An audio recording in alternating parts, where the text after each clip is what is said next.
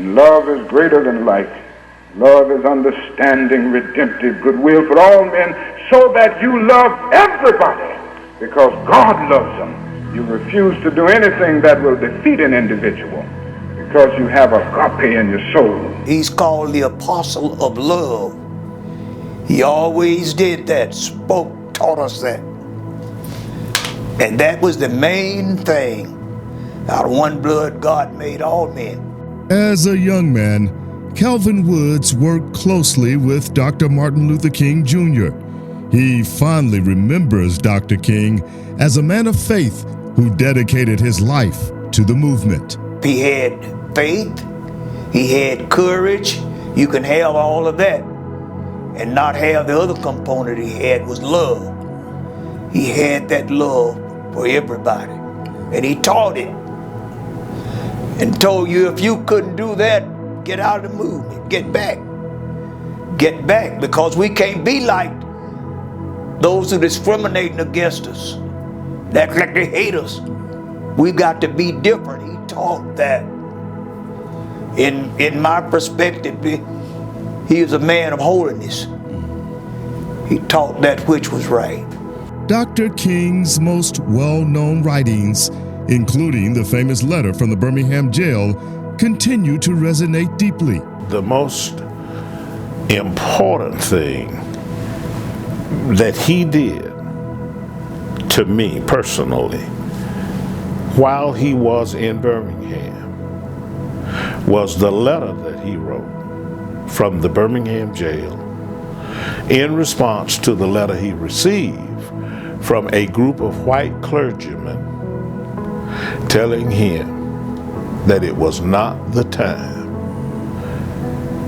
for equality.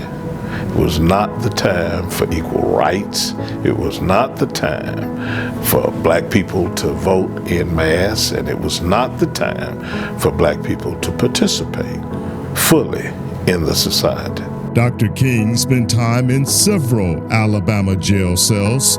Jefferson County Sheriff Mark Pedway showed us one that historians rarely write about. This is the old jail, and the floor that the jail was housed on.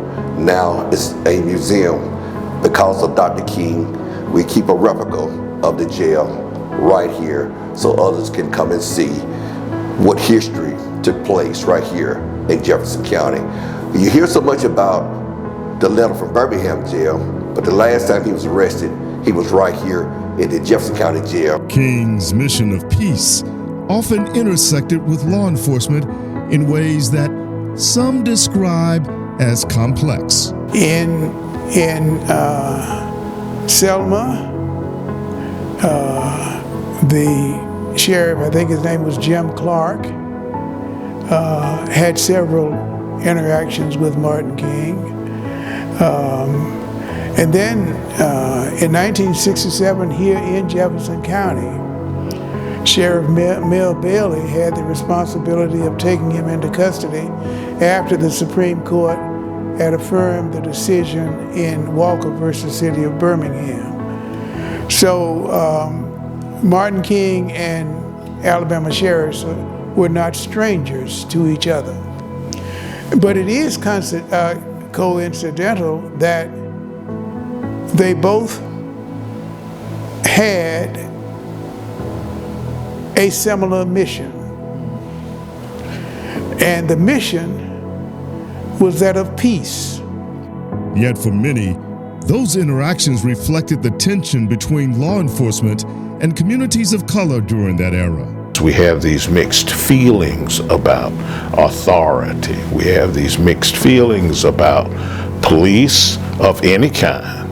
We certainly want to help and be a part of the system of order, of law, and of respect for each other. But it's very difficult when the system doesn't provide you with the opportunity to experience those things. Despite the challenges, Dr. King never wavered in his commitment to nonviolence. Martin King was a peacemaker because in his mission, he always taught us that nonviolence is not just a strategy, but it must be a way of life. And so he embedded in all of us the notion that however important our mission is, nonviolence must be a part of it. When Dr. King was assassinated, many wondered if the movement would survive without him. When we heard he was dead, we didn't know whether we would be able to carry on. And it was a while before we got ourselves together. Our leader was dead, but he had put so much in us, and God had put so much in us, until we couldn't stop. We had to press right on. And press on they did. So did Dr. King's dream. That dream would also help shape a new generation of leaders, including Alabama's first black sheriffs. I want the sheriffs that work for those counties to be able to share some of the things that they know about their counties and to share about their history. Sheriff Petway reflects on three trailblazers who changed the face of law enforcement in Alabama. 1971, Thomas Gilmore in Greene County became known as the Sheriff Without a Gun, leading with nonviolence and community trust. Current Greene County Sheriff Jonathan Bennison is a relative. You know, I wasn't a sheriff without a gun like my cousin Reverend Gilmore, but I was a sheriff with a great heart, and that was some of the things I learned from him. Lucius Amerson in Macon County made history in 1966, becoming the first black sheriff in the South since Reconstruction. One of the things about what we do and the way Sheriff Amerson did things, he wanted to protect and serve, not oppress. You know, and I know growing up, being in Macon County, being the sheriff of Macon County, you know, we still have prejudiced people there. But you have to treat everybody the same. And in Lowndes County, once known as Bloody Lowndes, John Hewlett was elected sheriff in 1970, serving for 22 years and bringing stability to a county shaped by civil rights struggle. For all of these sheriffs, leadership meant protecting rights with dignity, reflecting Dr. King's message of justice without hatred. I got to be the best sheriff I could be. That's what Martin Luther King would have wanted. That's what Sheriff Amerson would have wanted. And that's what Sheriff Amerson said. You know, it's all about serving and protecting, not being oppressed, but keeping people and looking at them the same, black, white, whatever.